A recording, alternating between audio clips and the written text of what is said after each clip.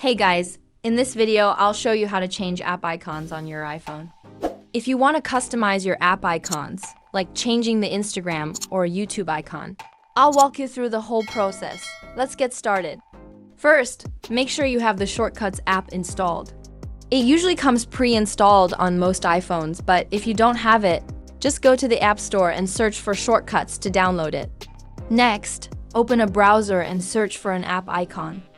You can search for a specific app or just browse through websites that offer tons of app icons. Once you find the one you like, save the image to your gallery.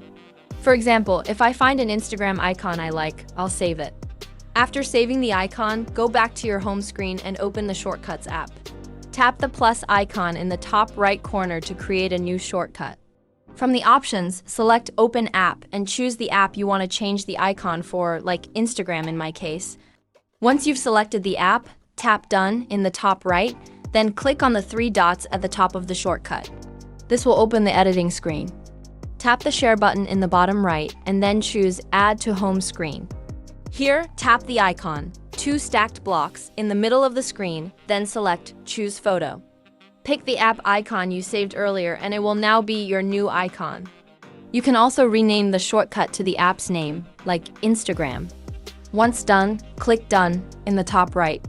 Now, the new shortcut will appear on your home screen with your custom icon. Tap it to make sure it opens the app correctly. You can now remove the original app icon by holding down on it and selecting Remove App. If you prefer, you can hide the original app from the home screen. Go to your home screen, find the original app and hold it down. Select Remove from Home Screen, and now only the new shortcut will show up. And that's how you create custom app icons on your iPhone. If you found this helpful, please like and subscribe. If you have any questions, drop them in the comments below, and I'll do my best to answer them. Thanks for watching, and I'll see you in the next video.